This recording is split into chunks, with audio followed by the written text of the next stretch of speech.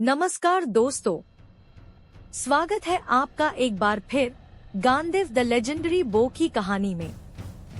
पिछले भाग में हमने देखा था कैसे एक साधारण कॉलेज छात्र कृष्ण की जिंदगी पूरी तरह बदल गई, कैसे गांडीव ने उसे अपना धारक चुना और कैसे 5000 साल पुरानी एक शक्ति फिर से जाग उठी। लेकिन गांडीव की कहानी सिर्फ कृष्ण की कहानी नहीं है, क्योंकि हर अर्जुन के सामने एक कर्ण भी होता है। और जब गांडीव जागा तो कहीं दूर एक और विरासत ने अपनी आंखें खोल दी। एक ऐसा धनुष जिसका नाम सुनकर देवता भी सम्मान से झुकते थे, कर्ण का दिव्य धनुष विजया। तो चलिए शुरू करते हैं गांडीव एपिसोड 2, विजया का जागरण। उसी रात जब कृष्ण बेहोश पड़ा था, दुनिया के दूसरे छोर पर एक और विरासत जाग रही थी। एक युवक अंधकार में डूबता जा रहा था। उसके चारों ओर सिर्फ जल था और अनंत गहराइयां। वह सपना नहीं था, वह एक बुलावा था। जल के नीचे एक प्राचीन लोक उसका इंतजार कर रहा था। वह और नीचे उतरता गया, जहां सूर्य की किरणें भी पहुंचने से डरती थी। प्राचीन मंदिर, डूबे हुए साम्राज्य, भूली हुई सभ्यताएं, और उन सबके बीच कुछ उसकी प्रतीक्षा कर रहा था। वह उसे पुकार नहीं रहा था, लेकिन उसे पहचानता था। फिर उसने उसे देखा। विजया, कर्ण का धनुष, हजारों वर्षों से सुप्त, पहली बार जाग रहा था। जैसे ही वह उसके निकट पहुंचा, समुद्र कांप उठा, जल तरंगित होने लगा। विजया जाग गई और उसने उसे छू लिया। विजया ने अपने स्वामी को पहचान लिया। अचानक पूरा जललोक स्वर्णिम प्रकाश से भर गया।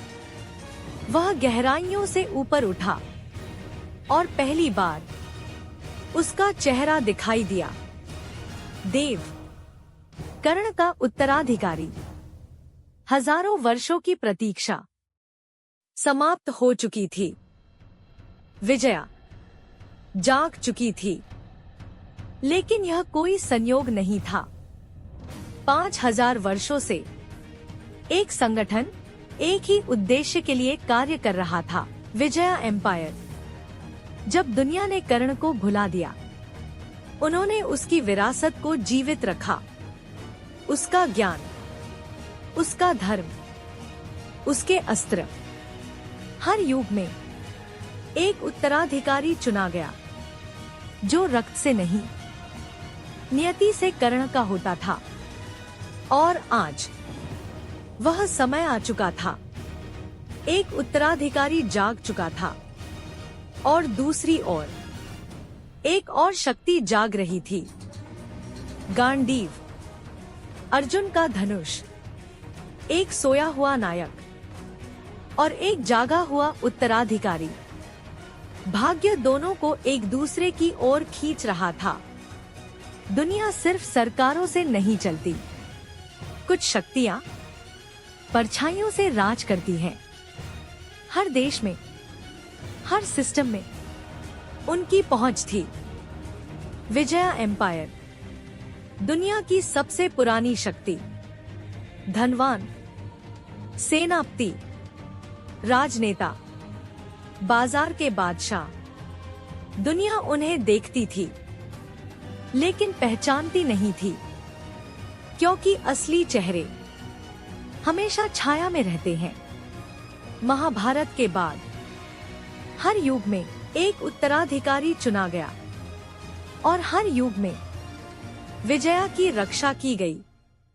कर्तव्य चलता रहा, प्रतीक्षा चलती रही।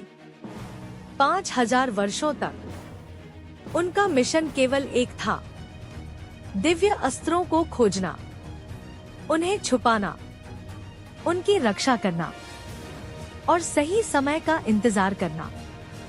फिर एक भविष्यवाणी सामने आई। जब अंतिम वंशज जागेगा, अस्त्र युग पुनः आरंभ होगा।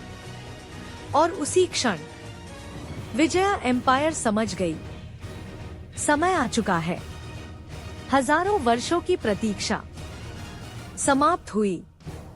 विजया ने अपने अंतिम वंशज को चुन लिया है, देव।